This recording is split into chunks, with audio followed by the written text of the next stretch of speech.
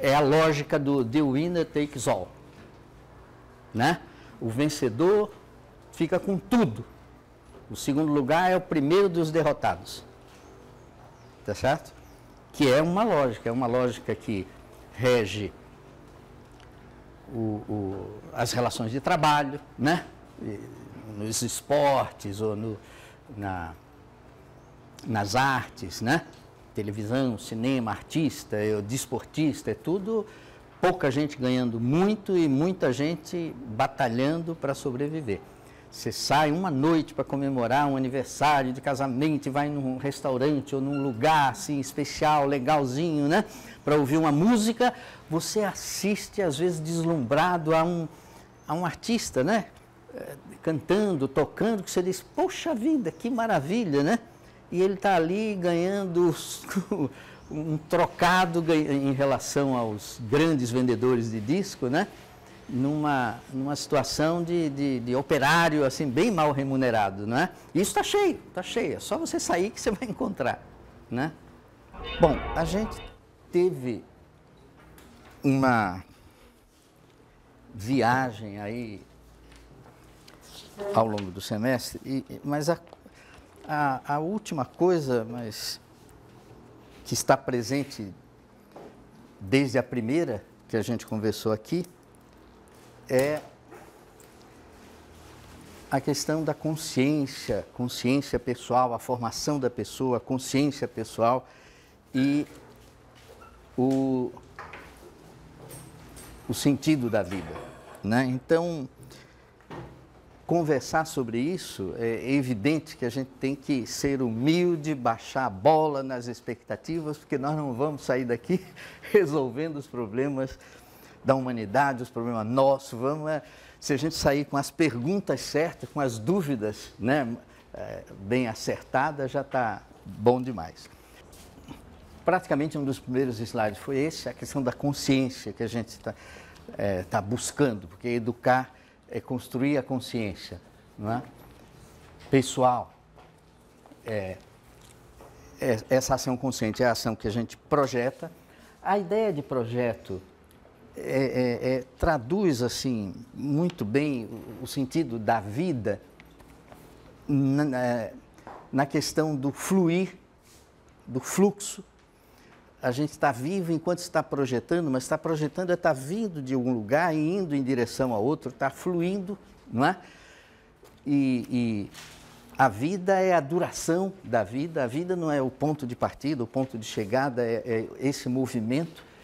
E a motivação, pensando na vida como esse fluxo, né, da cabeceira para a foz, desse fluir, na cabeceira a gente tem os sonhos, a esperança, não dá para viver sem esperança, não é?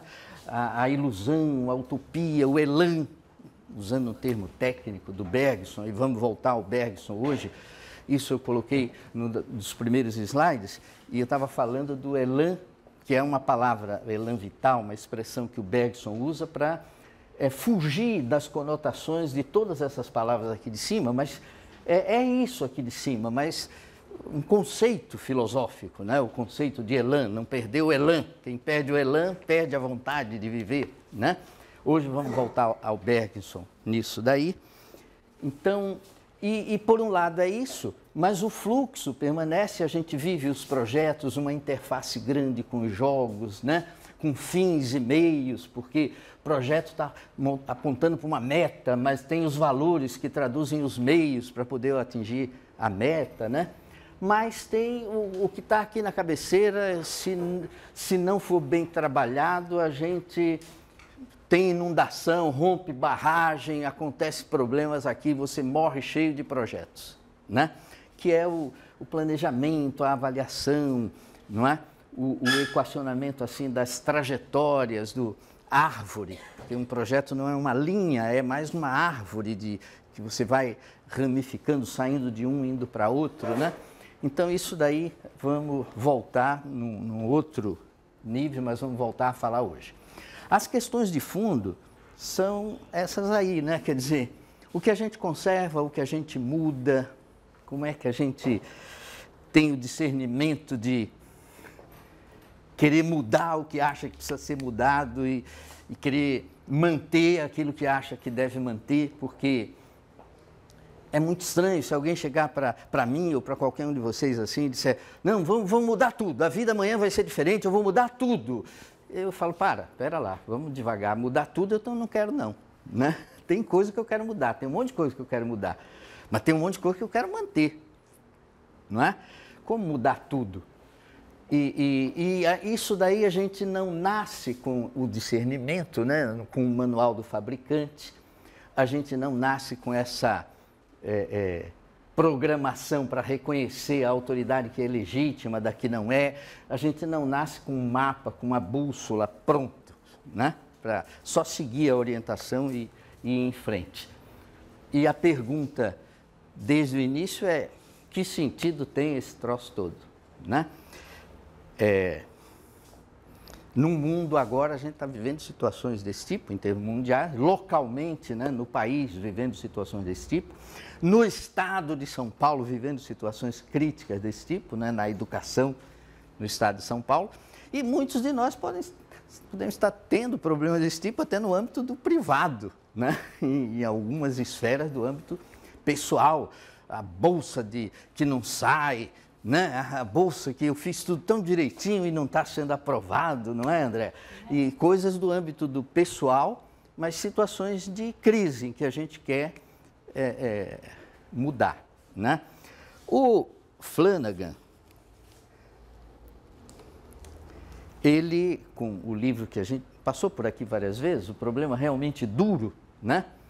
Ele diz, o problema realmente duro que a gente enfrenta diariamente é crescer em consciência, conhecer mais, se tornar mais consciente e permanecer apostando no sentido. Porque a coisa mais simples é você entrar na trilha de que quanto mais eu sei, quanto mais eu conheço, menos sentido eu vejo no que está acontecendo aí. Só se dá bem quem fecha os olhos e não quer nem saber, nem vou entrar nisso, né? Deixa rolar, não é comigo, né? Mas quanto mais aumenta esse nível de consciência, mais parece que é difícil apostar no sentido, né? Então, vamos conversar por aí. Vejam, o sentido, essa busca do sentido, a tensão permanente é assim, de transformar uma tendência para o absurdo, né? Numa virada assim para o inaudito. Absurdo e inaudito são duas palavras que significam etimologicamente a mesma coisa, mas que tem um significado na vida totalmente diferente, né?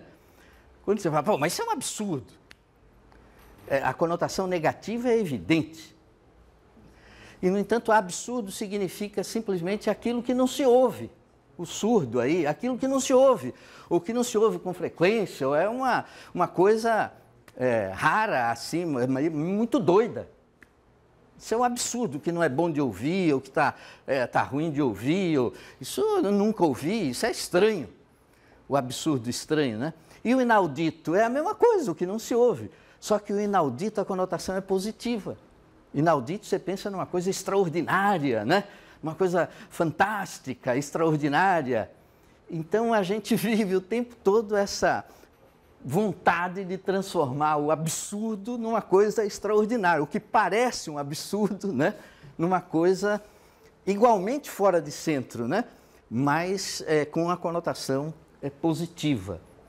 A ideia de crise tem essa conotação positiva. A crise é também a oportunidade, né? A oportunidade de mudar e tudo que ocorre assim, nas crises, né? E Jasper diz assim, o homem não é sério se não se pergunta sobre o sentido da vida, né? O filósofo Jasper, assim, do desespero, o homem não é sério se não pensa nisso. É difícil, é enrolado, mas não se chega ao nível mesmo do ser humano se não se pensa, se não se pergunta sobre isso, né?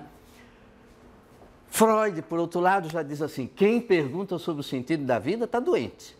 Isso é doença. A doença é a neurose. A doença bondosa é a neurose, né? E se afundar mais e for em frente, aí é a psicose, não é? Aí é a coisa mais séria, não é? Neurose, todos somos neuróticos, mais ou menos, dependendo da circunstância, né? Tem um livro da Karen Horney que chama A Personalidade Neurótica de Nosso Tempo, e que essa discussão sobre o bem e o mal sempre leva a divisões, a neuroses. Uma coisa mansa, né? Mas doença. Agora, não dá para fugir disso, não, né? Quer dizer, eu estou mais com Jasper aqui dizendo que a gente não está sendo sério se a gente diz que esse problema não existe, né? Esse problema não existe. Agora, buscar o sentido, isso a gente está falando da minha vida, da vida de vocês, da vida pessoal ou da vida em geral? A vida, a humanidade, a vida, isso é uma diferença muito grande, né? Assim, a insignificância nossa, isoladamente ou individualmente, ou dizer que a vida inteira não faz sentido, né? Ou a gente está pensando assim, numa ação imediata, num projeto imediato.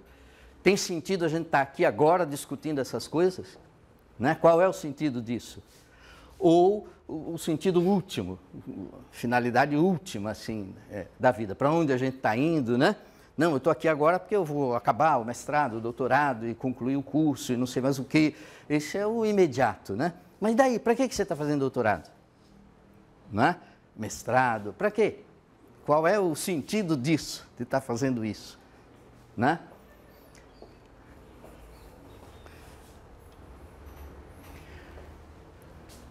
As três grandes perguntas estão lá, né? Desde o primeiro momento. Oncotô, proncovô e quem coçou. Né? Agora, o par, assim, jogo, projeto, aponta, assim, num sentido interessante de pensar a vida como um jogo, a vida como um projeto e a não oposição radical entre jogo e projeto, né? Porque a gente projeta, mas chega um momento em que a gente... Vamos ver agora o que acontece. A gente sabe que simplesmente fazer o projeto e fazer o melhor possível, né, não garante o sucesso. Há um risco inerente ao verdadeiro projeto, né? Um projeto condenado ao sucesso não é um projeto, é uma programação, né? Programa, grama é letra, é o que foi escrito antes, está escrito, já está definido, né? Agora, o projeto eu estou me lançando e aí depende, eu não sei o que vai dar. Essa aproximação jogo-projeto tem um sentido positivo quando a gente pensa assim, com humildade, eu fiz a minha parte, eu fiz o que eu pude, né? Agora vamos ver o que dá. Quem acredita, assim, diz entrego a Deus, quem não acredita diz a sorte está lançada, né? Mas sabe que não depende só dele, da ação dele. Então isso é um lado interessante. Agora, um lado negativo dessa associação jogo-projeto é a ilusão negativa, né? A ilusão, eludo, jogo. Mas a ilusão tem um sentido positivo e um sentido negativo, né? Um sentido positivo de ilusionado, em espanhol, é quem está iluminado, né? E apostando tudo. Agora, o sentido negativo é o de você... o erro, o engano, né? A irresponsabilidade, isso não é bem uma fé. Todo dia você vai para o trabalho, aí passa na loteria e compra um bilhete e diz, vamos fazer uma fezinha.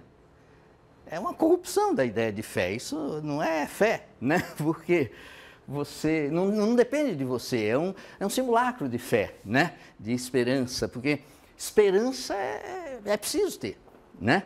Mas a esperança você precisa estar grávido para poder ter esperança. Você não pode ter esperança sem ter feito a sua parte. Agora, quem engravida de uma ideia, aí tem esperança de chegar ao parto, né? Mas sem ter engravidado, você ter esperança de nascer a criança, não dá, né? Eu preciso ter feito antes. E a associação jogo-projeto também é negativa, né? É positiva no estímulo e é negativa quando associa a gente está bem, está feliz e tudo com o sucesso. O sucesso é que é a felicidade aí, ter dado tudo certo, né? O sucesso. O sentido não decorre exclusivamente de você ter tido sucesso. A sua vida pode ter muito sentido a despeito de você passar a vida dando murro em ponta de faca, né? Porque é aquilo que você está buscando e tudo, não é assim que... E por outro lado, você pode ter um bruto de um sucesso e ter uma vida vazia, né? Vazia de significado, não é? Então não dá para identificar ter sucesso com ter sentido, ou a falta de sucesso no mundo assim com a falta de sentido. A consciência, né? Ela quase que automaticamente a gente derrapa assim para a consciência crítica, né? E quando fala de consciência crítica, está falando de crise e de abertura e de risco, por aí. Aí é que entra um pensador que a gente passou raspando aqui no curso, mas que merece aqui nesse ponto uma atenção especial, que é o Ortega y Gasset. Eu participei essa semana de um congresso sobre ele e até trouxe a programação para quem quiser aqui. Mas o Ortega... é frente e verso. O Ortega tem um conceito, Ortega y Gasset, José Ortega y Gasset, um conceito importante, que é a ideia de circunstância. Ele diz, olha, eu nasci sem uma perna. Então, dependendo de como eu olho, eu digo, eu sou um deficiente, né? Ou essa é a minha circunstância. Tem esse papo de deficiente, né? Essa é a minha circunstância, é isso que é a minha circunstância. E eu vou fazer disso, né, da minha circunstância, o que eu puder daqui para frente. Eu não tenho que parar e ficar reclamando, não, eu podia ter nascido, né, assim ou assado, eu podia ter isso, aquilo. A vida, a gente não compra, não vende, né? A vida a gente recebe e tem que ver o que a gente faz com aquilo que recebeu, né? E a ideia de circunstância é uma ideia importante. Hoje se fala muito e aligeradamente da ideia de contexto. Precisa ter contexto, né? Para ensinar, precisa de contexto. Uma ideia muito mais rica do início do século e que engloba a ideia de contexto é a de circunstância, né? A ética da responsabilidade, a responsabilidade é a convicção num contexto. Porque não basta eu pensar assim na responsabilidade, né? Bom, o que eu quero como pessoa é uma coisa, mas o cargo que eu exerço, aí eu tenho que levar em consideração a minha responsabilidade e ficar nessa divisão, né? A responsabilidade num contexto, isso é a circunstância. E isso remete a gente para a história. O Ortega y Gasset tem uma frase fantástica a respeito disso, eu acho, em que ele diz assim, o homem não tem natureza. Quem tem natureza é bicho. O homem tem história. O homem não tem natureza, o homem tem história. O Ortega não chega, não é, explicitamente à narrativa como elemento fundamental constitutivo do sentido, né? Do sentido, depois do significado e tudo, ele não chega aqui. Ele para aqui na história.